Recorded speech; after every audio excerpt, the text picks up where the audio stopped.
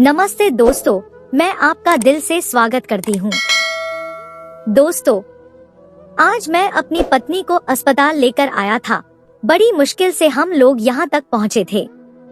अभी वो अंदर गई थी और मुझे लग रहा था कि कुछ बुरा होने वाला है, जब थोड़ी देर बाद ही डॉक्टरों की चीखें सुनाई देने लगी। सारे लोग जो बाहर मौजूद थे वो भी हैरान रह गए। एक आदमी ने मुझसे कहा कि आपकी पत्नी के साथ क्या मामला था जो डॉक्टर की ही चीखें सुनाई देने लगी हैं। मैंने कहा कि मुझे ठीक से पता नहीं। एक नर्स बाहर आई और उसने कहा कि वो मरीज कह रही है कि मेरे बाप को बुला दो। मैं जल्दी से उसके बाप के पास गया और उसे बुला कर लाया। वो ज्यादा दूर नहीं रहता था, लेकिन उसे मनाना बहुत मुश्किल था। जब वो आ गया तो डॉक्टर ने उसके सामने मुझे ये बताया कि मेरी पत्नी के यहाँ एक साथ में अमृता से बहुत मोहब्बत करता था। वो अपने बाप की लाडली थी और उसकी माँ इस दुनिया में नहीं थी। वो अपने बाप के साथ ही रहती थी। उसका बाप उससे कोई काम नहीं करवाता था, जबकि वो लोग बहुत गरीब थे। लेकिन मैं तो उनसे भी ज्यादा गरीब था। मेरे माँ बाप मेरी शादी एक अमीर बाप की बेटी से करना चाहते थे। वैसे वो इतना अमीर नहीं था, लेकिन हमारे लिए अमीर ही था। मैं उससे शादी नहीं करना चाहता था। जब मैंने इनकार किया तो मेरे माँ बाप ने मुझे घर से निकाल दिया और कहा कि चला जा यहाँ से। 2-4 दिन मैंने अपने दोस्त के घर गुजारे, लेकिन अमृता को ये बात नहीं बताई। जब उसे पता चला तो वो बड़ी परेशान हुई। उसने कहा कि अब क्या करोगे?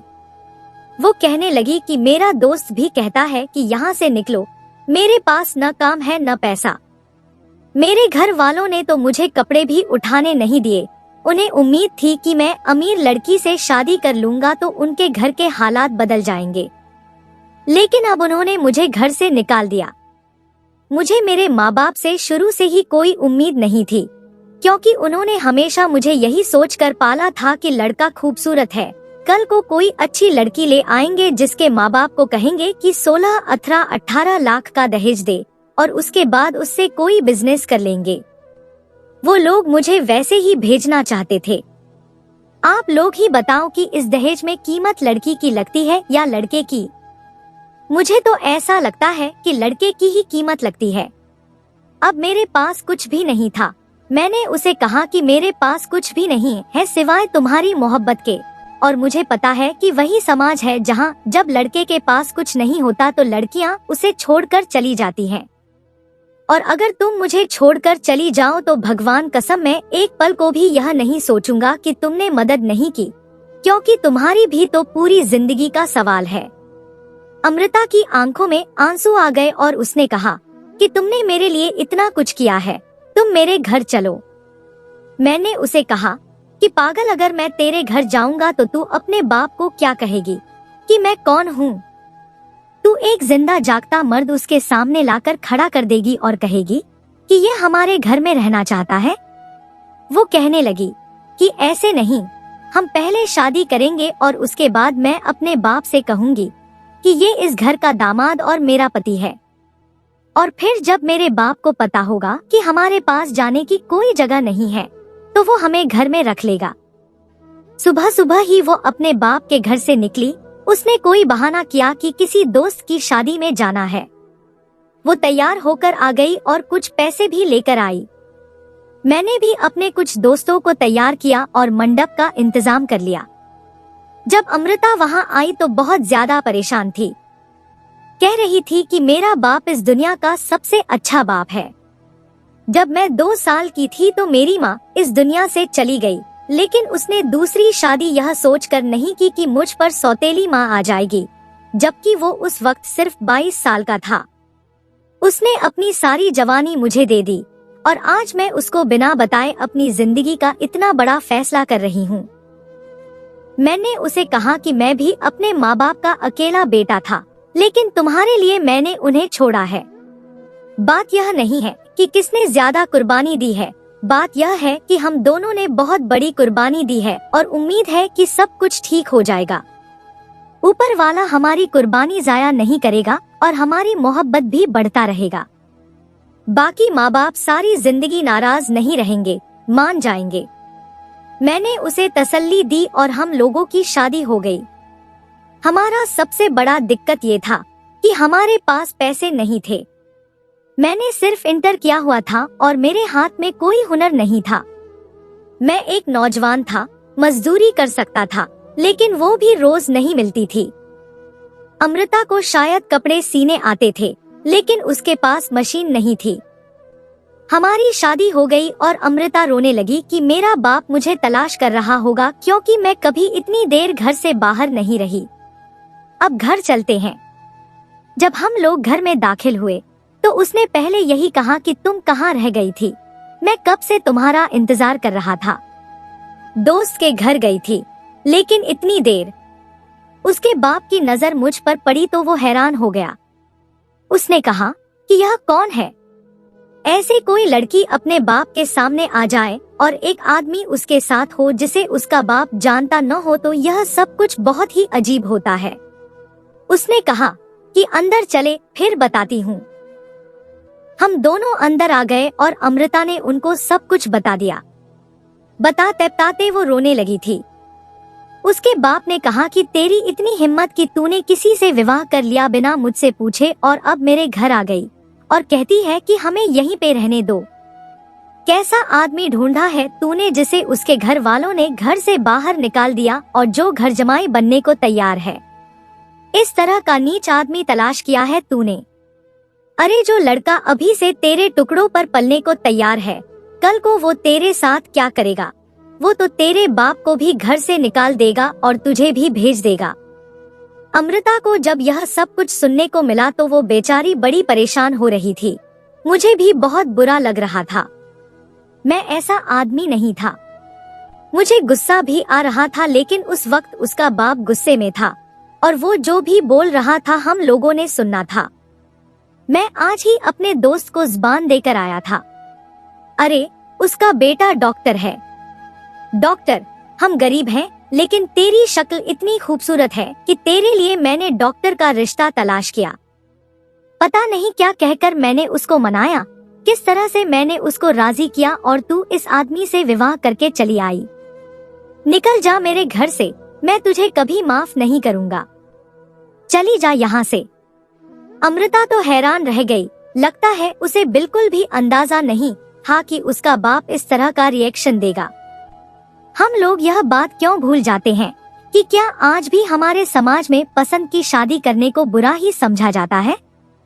और अगर कोई बाप अपनी बेटी से जितना भी प्यार करता है तो फिर भी वो एक बात को बर्दाश्त नहीं करता। अमृता के लिए उसके बाप ने अपनी जवानी कुर्बान कर दी, लेकिन अपनी आन कुर्बान नहीं कर सका था।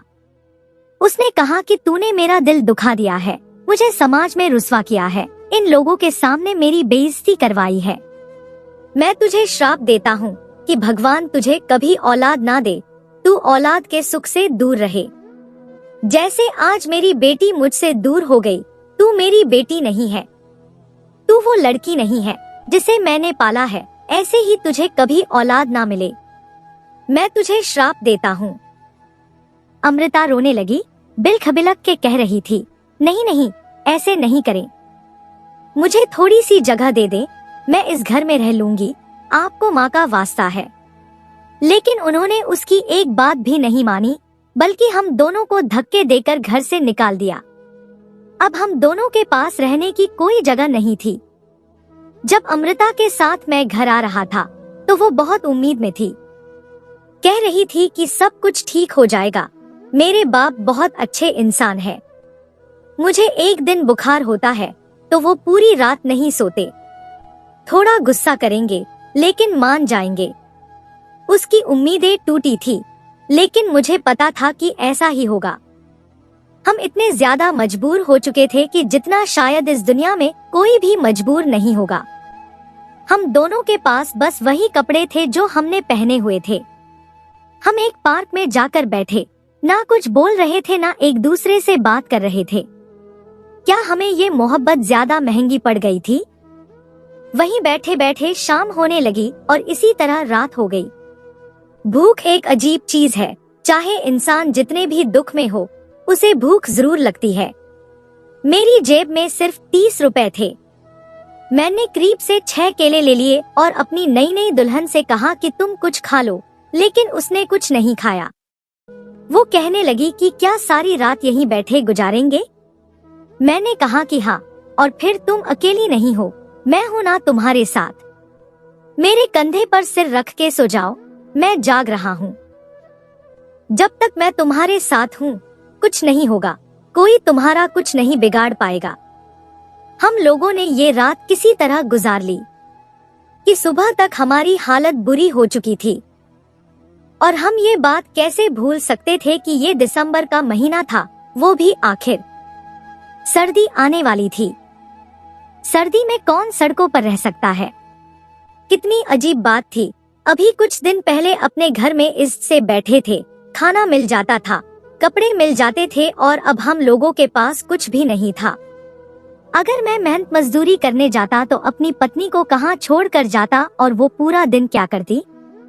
क्या हम लोग मांगना शुरू कर देते? नहीं नहीं, हम ऐसा कैसे कर सकते थे? हालात इतने बुरे हो जाएंगे ये हमने सोचा नहीं था, और वो भी इतनी जल्दी। हम लोग बाहर नहीं गुजार सकते थे, हमारे पास तो गर्म कपड़े भी नहीं थे। वो मुझे कहने लगी कि फिर से चलते हैं, मनाते हैं, या तो तुम्हारे घर और या फिर मेरे घर। लेकिन हमें पता था कि वो लोग हमें कबूल नहीं करेंगे। फिर इस बार मेरे घर गए। मेरे माँ बाप ने तो और भी बातें सुनाई कि किस किस्म की लड़की है ये जिसने तुमसे शादी कर ली, किसी नीच खानदान से है जो तेरे जैसे लड़के से इसने विवाह कर लिया। मैं, जिसके आगे कोई नहीं है, न पीछे कोई है, न हाथ में नौकरी है, इतनी आग लगी हुई है, इसको तो पता नहीं तेरे से पहले कितने लड़कों के साथ इसके ताल्लुक रहे होंगे। उन्होंने तो अमृता पर इल्जाम लगाने शुरू कर दिए। अब तो मेरी गैरत भी गवारा नहीं करती थी कि मैं इस घर में रहूं। बस हमने सोच लिया कि कुछ न कुछ कर लेंगे। कुछ दिन और हफ्ते हम लोग ऐसी ऐसी जगह पर रहे जहां पर कभी रहने के बारे में नहीं सोचा था। मेहनत मजदूरी की। मैंने अपने एक दोस्त से बात की, उसने हमें एक ऐसा घर लेकर दिया जहां पर भूत आसिफ का साया था, लेकिन गरीबी से बड़ा आसिफ और कोई नहीं होता। हम लोग वहीं रहते रहे। धीरे धीरे इतना तो कर लिया कि कुछ खा लेते थे और रात को एक चारपाई पर बिना तकिए के सो जाते थे। मुझे पता था कि हमारे हालात बड़े बुरे हैं और आहिस्ता आहिस्ता सब कुछ ठीक हो जाएगा। 2-4 महीने में हालात बेहतर हो गए। बेहतर ये था कि बस सड़कों पर नहीं रह रहे थे। इस घर में कुछ पुराने कपड़े थे, कुछ पुराना सामान था। अमृता ने उसी को धो के साफ करके एक कमरे को रहने के लायक बना लिया। लेकिन ये बात सिर्फ कहने में आसान लग रही है। उस गंदे से घर में रहने के बारे में कौन सोच सकता है? वो तो बिल्कुल खंडहर था। वहाँ पर तो लोग अपनी गंदगी छोड़ा करते थे और अब हमें वहाँ पर रहना था। जो कपड़े वहाँ निकाले थे वो ऐसे थे कि 2 दफा पहनने के बाद फट जाते। जिंदगी को जिंदगी बनाने के लिए बहुत सारी चीजों की जरूरत होती है। पैसा, कपड़े, खाना, बर्तन, बिस्तर, सब कुछ चाहिए होता है, और हमारे पास तो कुछ भी नहीं था और हम वहाँ पे रहने लगे। एक दिन वो मेरे कंधे पे सिर रख के सो रही थी कि अचानक एक बुरे ख्वाब से जाग गई। बुरी तरह डर गई। मैंने कहा, क्या हुआ? मैं हूं ना तुम्हारे साथ, क्या हो गया? कहने लगी, मुझे बुरे ख्वाब आए। हमने अपनी जिंदगी की शुरुआत अपने माँ बाप की बद्दुआओं के साथ की, क्या होगा हमारा? और बाप ने जो बहुआ दी उसका क्या? अगर हमारे घर कोई औलाद नहीं हुई तो इस जिंदगी का क्या मकसद? क्या हमारी मोहब्बत हमारे लिए काफी है? क्या हम बिना बच्चों के एक दूसरे के साथ रह सकते हैं? मैंने ऐसे लोग भी देखे हैं जो एक दूसरे से बहुत मोहब्बत करते हैं, लेकिन जब बच्चे नहीं होते तो एक दूसरे को छोड़ देते हैं। नहीं तो मुझे छोड़ तो नहीं दोगे ना? बताओ, तुम मुझे छोड़कर तो नहीं जाओगे? अगर मैं बाज निकली तो तुम क्या करोगे? मैंने उसे कहा कि तुमने बुरा सपना देखा है, तुम परेशान नहीं हो। मैं तुम्हें कभी छोड़कर नहीं जाऊंगा, मैं तुमसे बहुत मोहब्बत करता हूँ। तुम्हारे बगैर कैसे रह सकता हूँ? मैंने कहा, देखो, माँ बाप के दिल औलाद के लिए बहुत नरम होते हैं। अगर वो बहुआ देंगे तो बहुआ लगती नहीं है, क्योंकि वो दिल से नहीं देते। तुम परेशान मत हो, सब कुछ ठीक हो जाएगा। वो कहने लगी कि कहीं से मशीन मिल जाती मुझे तो मैं भी तुम्हारा साथ देती। इसके अलावा मुझे कुछ नहीं आता। उसने किया हुआ था, लेकिन इस भूत बंगले में किसी ने भी अपने बच्चों को नहीं भेजना था। अगर एक बच्चा 200 रुपए भी देता तो हम लोग काम करने को तैयार थे, लेकिन इस भूत बंगले में कोई आने को राजी नहीं था। मैं उसे अकेला छोड़ के जाता था, लेकिन उसने कभी नहीं कहा कि मुझे डर लग रहा है, क्योंकि उसे पता था कि हमारे पास और कोई रास्ता नहीं है। एक दिन मैं घर आया तो उसकी तबीयत बड़ी खराब थी। मैंने कहा, चलो डॉक्टर के पास। वो कहने लगी, कैसे जाएंगे डॉक्टर के पास, डॉक्टर पैसे मांगेगा। अगर सरकारी अस्पताल में भी जाएंगे तो पर्ची बनवानी पड़ेगी। हमारे पास तो पर्ची बनवाने के लिए पैसे नहीं है। मुझे पता है मेरे साथ क्या हो रहा है। मैंने कहा, क्या हो रहा है, मुझे बताओ। उसने कहा, शायद हमारे यहाँ औलाद होने वाली है। ये बात सुन के मैं तो बहुत खुश हुआ, लेकिन वो कहने लगी कि हमारे पास तो कुछ भी नहीं है, इस बच्चे को हम कैसे पालेंगे, इसके लिए खाना पीना कहाँ से लाएंगे। मैंने कहा, वो अपना किस्मत खुद लेकर आएगा, तुम परेशान मत हो, मैं हूँ ना। मैं उसे बार बार कहता था कि मैं हूँ, लेकिन वो चुप हो जाती थी। शायद उसको मुझ पर भरोसा नहीं था और वो जानती थी कि मैं अपनी पूरी मेहनत करके भी ज्यादा से ज्यादा क्या ही कर सकूंगा। आज के दौर में जितनी महंगाई हो गई थी, ऐसे लोग जो हमसे ज्यादा अच्छा कमाते थे उनके घर में भी एक वक्त की रोटी पकती थी तो दूसरे वक्त का पता नहीं होता था। ऐसे में हम क्या करते। एक दिन मुझे मेरे बाप ने देख लिया था। मैं मजदूरी कर रहा था और मैंने फटे हुए कपड़े पहने हुए थे। मुझे लगा कि शायद वो मुझे बुला लेंगे, गले से लगा लेंगे, लेकिन वो मेरे पास से गुजर गए। किसी को भी हम पर तरस नहीं आ रहा था, न हमारे अपनों को और न ही किस्मत को। अमृता रोज रोती थी, कहती थी कि पता नहीं क्या हो रहा है। वक्त इसी तरह गुजरता गया। मैं उसे एक दफा भी डॉक्टर के पास नहीं लेकर गया। उसको कभी कोई ना कोई दिक्कत होता था, कहीं दर्द होता था, लेकिन वो मुझे बताती नहीं थी, क्योंकि शुरू शुरू में ऐसा होना नॉर्मल होता है।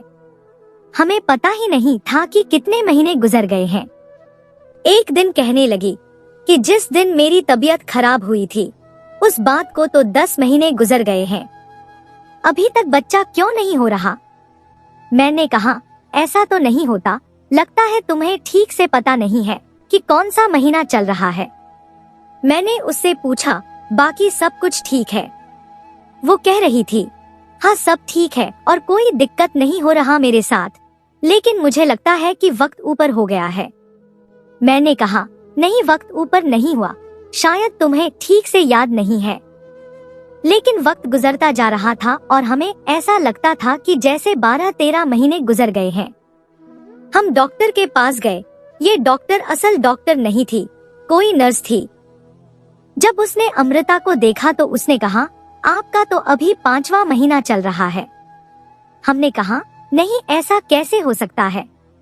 उसने कहा, ऐसा ही है, क्योंकि अमृता बहुत ज्यादा दुबली और कमजोर हो गई थी और उसे देखकर भी ऐसा ही लगता था कि जैसे वो 5 महीने की प्रेग्नेंट है। हम लोग वापस आ गए और वक्त फिर से गुजरता गया। यह जो अल्ट्रासाउंड मशीन होती है जिससे जांच करते हैं, वह भी बच्चे की सेहत को देखते ही बता देती है कि बच्चा कितने महीने का है। हो सकता है कि उसी तरह से होता है। वैसे हमने अल्ट्रासाउंड तो नहीं करवाया था, क्योंकि हमारे पास पैसे नहीं थे, लेकिन अमृता को देखकर ऐसा नहीं लगता था कि 9 महीने हो गए हैं, क्योंकि 9 महीने की गर्भवती औरत को देखकर तो पता चल जाता है। इस बीच एक और हादसा हो गया। मेरा एक्सीडेंट हो गया और मेरी टांग में फ्रैक्चर हो गया। एक भले इंसान ने मेरी पट्टी करवा दी, क्योंकि उसी की गाड़ी के साथ मेरा एक्सीडेंट हुआ था। अब मैं मेहनत मजदूरी भी नहीं कर सकता था। मैंने लोगों से उधार उठाना शुरू कर दिया। मुझे कायदे के मुताबिक 3 महीने तक आराम करना चाहिए था, लेकिन मैं 1.5 महीने बाद ही मुश्किल से अपने पैरों पर खड़ा हो गया और फिर से मेहनत मजदूरी करने लगा। मैंने बड़ी तकलीफ झेली। वक्त और गुजरता गया। हम फिर उस डॉक्टर के पास गए। उसने कहा, अभी तो 8वां महीना चल रहा है। इतना कहकर वह चुप हो जाती थी और अपनी फीस ले लेती थी, जो हम बड़ी मुश्किल से जमा करके उसके पास जाते थे। अमृता डिप्रेशन में चली गई थी। उसने जो कुछ भी इन महीनों में देखा था और महसूस किया था, वह अपने होशो हवास में अब बिल्कुल भी नहीं थी। एक लड़की जो अपने घर को भुला कर आई थी, उसका बाप उसके नाज़नखरे उठा रहा था। उसके साथ अचानक से इतना कुछ हो जाए तो नॉर्मल कैसे हो सकती है। उसे अपना घर छोड़कर एक भूत बंगले में रहना पड़ रहा हो, रोज दाल खानी पड़ती हो, ऊपर से उसकी हालत ऐसी कि वह माँ बनने वाली है। जो औरत माँ बनने वाली होती है तो वैसे ही उसका मूड खराब रहता है। मैं अपनी तरफ से उसे कोई भी तकलीफ नहीं देता था, लेकिन फिर भी वह परेशान रहती थी। लेकिन मुझे उस वक्त तक इस बात का अंदाजा नहीं था। अब मैंने उसे कहा कि हम किसी अच्छी डॉक्टर के पास चलते हैं, कुछ भी कर लेंगे, मिन्नत कर लेंगे, उससे कह देंगे कि फ्री में चेक कर ले, अच्छे अस्पताल चलते हैं। लेकिन वह कह रही थी, मुझे नहीं जाना। कह रही थी कि बस जो है उसे ऐसे ही चलने दो। ये कहानी सुनकर आप हैरान हो रहे होंगे कि भला ऐसा भी होता है, लेकिन इस दुनिया में बहुत कुछ होता है। हमें हमारे अपने माँ बाप ने घर से निकाल दिया। हमें हमारे 4 जोड़े कपड़े भी नहीं लेने दिए। हम लोग एक भूत बंगले में रह रहे थे, जहाँ से लोग पास से भी नहीं गुजरते थे। कोई हमें उधार नहीं देता था। मेरी टांग टूटी हुई थी और मैं टूटी हुई टांग के साथ मेहनत मजदूरी करता था। मेरी पत्नी पेट से थी और वह बेचारी इस भूत बंगले में अकेली रहती थी। मुझे तो ऐसा लगता था कि जैसे उसके ऊपर किसी का साया पड़ गया है। वह अपने होशो हवास में नहीं थी। एक दिन मैंने उसे कहा कि अब बहुत हो गया, पता नहीं क्या हो रहा है, बच्चा पैदा होने में इतना देर तो नहीं लगता। मैं तुम्हें डॉक्टर के पास लेकर जा रहा हूँ, चलो। जैसे ही मैंने उसका हाथ पकड़ा, उसने एक झटके से मेरा हाथ छुड़ा लिया। मुझे ऐसा लगा कि जैसे उसके अंदर मुझसे ज्यादा ताकत है। उसकी आंखों में अजीब सा एहसास था, उसके चेहरे पर अजीब सी नफरत थी। उसने कहा, तुम्हारी वजह से हुआ ये सब कुछ और अब तुम तमाशा देख रहे हो। डॉक्टर के पास ले जाने की औकात है तुम्हारी। मिन्नत कर लेंगे जाकर डॉक्टर से। कौन सी डॉक्टर मिन्नत करके मेरा चेकअप करेगी? और अगर उसने वहाँ कह दिया कि ऑपरेशन होगा तो क्या मिन्नत करवा कर ऑपरेशन करवाओगे? मिन्नत कर लेंगे।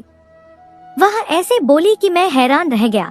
मैं समझ ही नहीं पाया कि ये वही अमृता है। ऐसा लगा कि उसके अंदर कोई और बोल रहा है। अब मुझे उससे डर लगने लगा।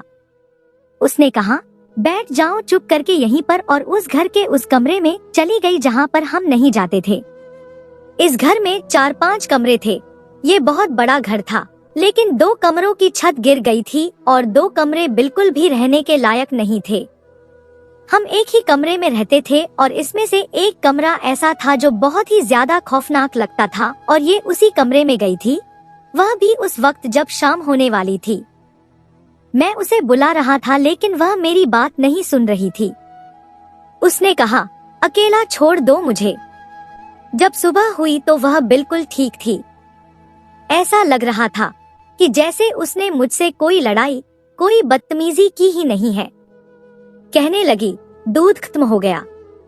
हम पाउडर वाले दूध का एक पैकेट लेते थे और इससे 10 दफा चाय बनती थी, जबकि वह सिर्फ 2 कप चाय बनाने के लिए ही होता था।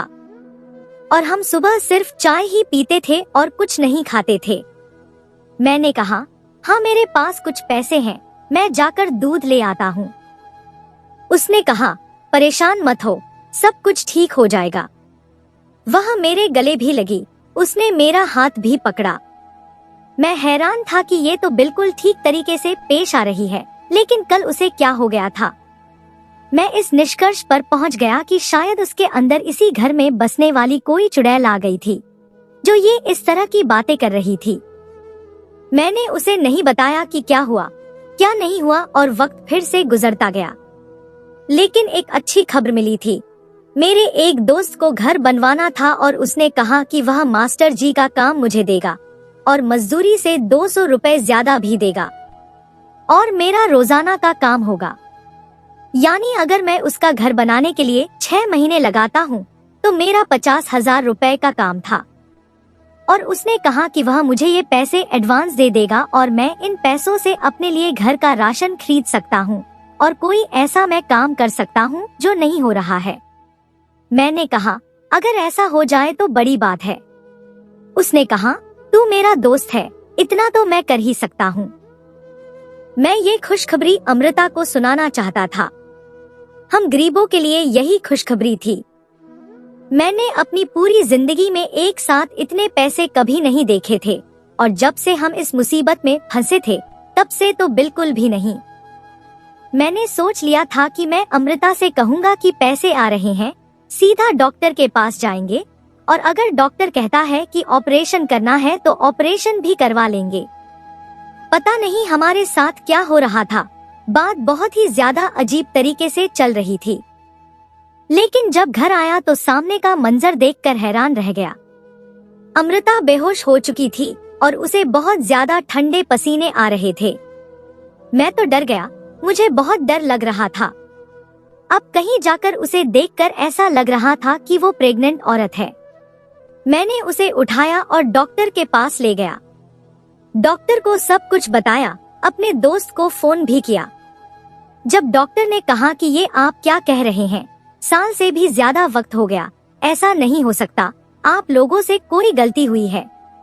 मैंने उससे कहा डॉक्टर साहिबा, हो सकता है हमसे कोई गलती हुई हो लेकिन मुझे तो इतना पता है कि साल से भी ज्यादा वक्त हो गया है, बताइए क्या हो सकता है। उन्होंने कहा अच्छा हम चेक करते हैं। जब वो बाहर आई तो काफी परेशान थी। उन्होंने कहा ऑपरेशन करना होगा। मैंने कहा मैं पैसे का इंतजाम करता हूँ। डॉक्टर ने एक अजीब बात कह दी। उसने कहा नहीं, पैसे का इंतजाम करने की जरूरत नहीं है, ये सब कुछ हमारी तरफ से होगा, हम खुद ही सब कुछ करेंगे, बस हमें आपकी इजाजत चाहिए।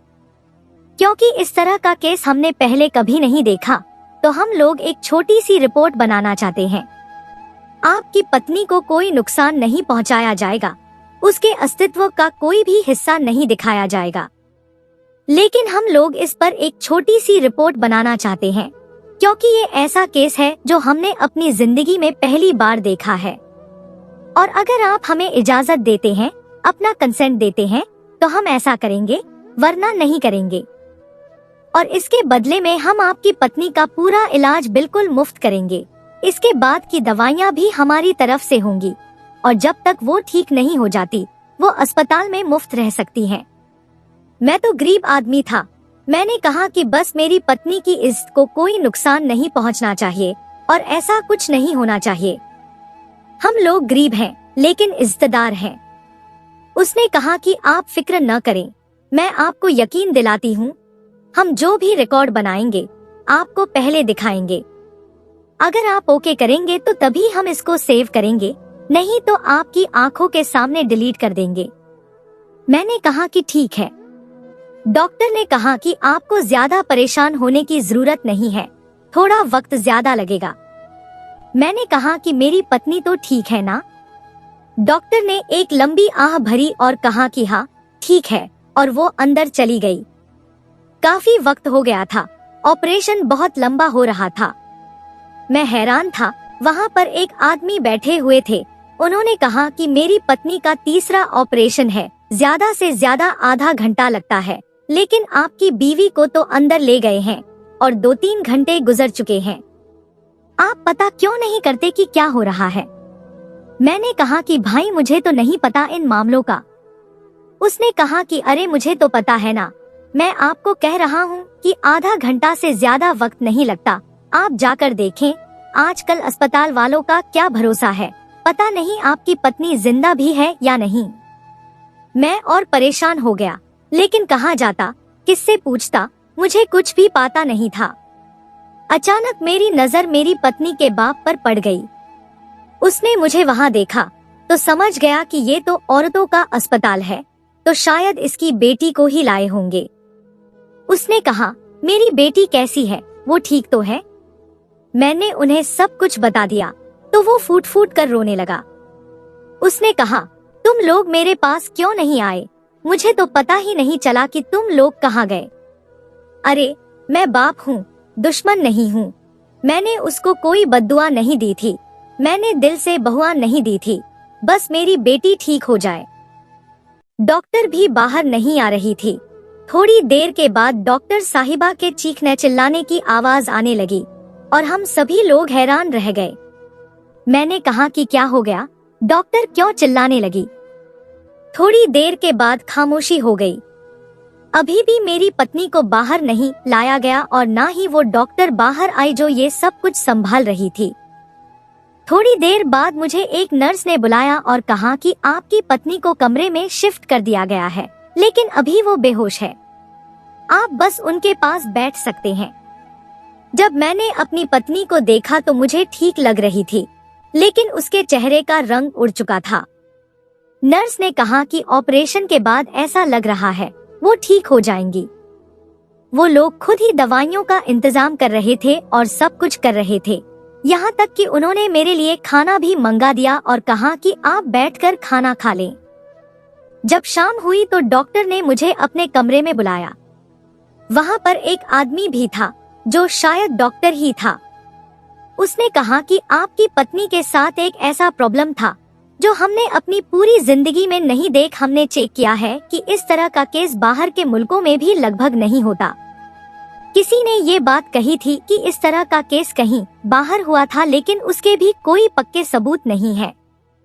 लेकिन ये सब तो हमारी आंखों के सामने है। मैंने कहा कि मेरी औलाद कहाँ है, मेरा बच्चा तो बच गया है ना? उसने कहा कि आपका कोई भी बच्चा सलामत नहीं है, हमें इस बात का अफसोस है, लेकिन आप इस बात पर खुश हो सकते हैं कि हमने आपकी पत्नी को बड़ी मुश्किल से बचाया है। मैंने कहा कि क्या मतलब? उसने कहा कि आपकी पत्नी के यहाँ एक साथ 20 बच्चे पैदा होने वाले थे, लेकिन उन सब की ग्रोथ बहुत ही कम थी और उनकी ग्रोथ रुक गई थी। यानी कि वो सब इस तरह के थे जैसे 2-2, 2.5 महीने का प्रेगनेंसी होता है, यानी कि बहुत छोटे छोटे। उन्होंने मुझे एक तस्वीर भी दिखाई और कहा कि इस तरह का मामला था। मैं हैरान रह गया। उन्होंने कहा कि इसमें आपकी पत्नी का फायदा ही था, क्योंकि अगर ये बच्चे किसी भी तरह उनकी प्रेगनेंसी में सही तरह से बड़े होते तो इससे उनकी जान को भी खतरा हो सकता था, और मेरे ख्याल से इसमें से आधे से ज्यादा बच्चे शायद बीच में ही इस दुनिया से चले जाते। और अगर आपके यहाँ 10 बच्चे भी पैदा हो जाते तो ये आपके लिए कोई खुशी की बात नहीं थी। इसलिए कहते हैं कि जो कुछ होता है भले के लिए होता है। आपकी पत्नी का ऑपरेशन बहुत मुश्किल था, केस बहुत ही ज्यादा क्रिटिकल था। हमने बड़ी मुश्किल से उनकी जान बचाई है। अब वो खतरे से बाहर है, लेकिन उनको कम से कम 10 दिन अस्पताल में रहना होगा। उन्होंने मुझे वो वीडियो भी दिखाई जो उन्होंने बनाई थी। इसमें मेरी बीवी बिल्कुल भी नजर नहीं आ रही थी, लेकिन वीडियो देखकर मेरा दिल बहुत बुरा हुआ, मेरी आंखों में आंसू आ गए। उन्होंने कहा कि ये किसी चमत्कार से कम नहीं है कि आपकी पत्नी की जान बच गई है, लेकिन ये बद्दुआ का असर ही था कि अगर सब कुछ ठीक रहता तो शायद हमारे घर में एक साथ ही बहुत सारे बच्चे पैदा होते। ये ऐसा ही था जैसे हमने एक साथ पता नहीं कितने बच्चे खो दिए थे। हमारा गम कम हो सकता था। हम अभी भी हैरान हैं, इसलिए 10 दिन तक उन्हें रखना चाहते हैं कि कहीं बाद में कोई दिक्कत न सामने आ जाए। 10 दिन तक मेरी पत्नी वहीं पर रही। मैंने उसको भी सब कुछ बताया, लेकिन वो कुछ नहीं बोली, बस उसकी आंखों से आंसू निकल रहे थे। डॉक्टर ने कहा था कि ऐसा मामला नहीं है, वो दोबारा से माँ बन सकती है। लेकिन जब उसने अपने बाप को देखा तो वो खुश हो गई, क्योंकि उसके बाप ने उसे माफ कर दिया था। मुझे मेरा ससुर हमारे घर ले गया और उसने कहा कि ये घर मैंने तुम दोनों के नाम कर दिया है और अपनी दुकान भी मेरे हवाले कर दी, और अब हम लोग वहाँ पे रहते हैं। मेरे माँ बाप को जब से ये पता चला है कि दुकान भी मेरे नाम हो गई है और घर भी हमारा हो गया है, वो भी पास आने की कोशिश कर रहे हैं। मैंने उनसे बातचीत की है, लेकिन अपनी पत्नी को उनसे नहीं मिलवाना चाहता, क्योंकि उन्होंने इसके किरदार पे उंगली उठाई थी और ये बात मैं कभी नहीं भूल सकता। हम लोग सारी जिंदगी में ये बात नहीं भूलेंगे। पता नहीं अमृता के बाप का श्राप था या क्या, लेकिन ये सब कुछ हुआ हमारे साथ। तो दोस्तों, यह थी हमारी आज की कहानी। आपको सुनकर कैसी लगी हमें कमेंट करके जरूर बताएं, और हमारी वीडियो को ज्यादा से ज्यादा अपने दोस्तों में शेयर करें, और हमारे चैनल को भी सब्सक्राइब कर लें ताकि आने वाली वीडियो का नोटिफिकेशन आप तक तुरंत पहुंचे। मैं मिलती हूं आपसे अगली वीडियो में, तब तक के लिए धन्यवाद।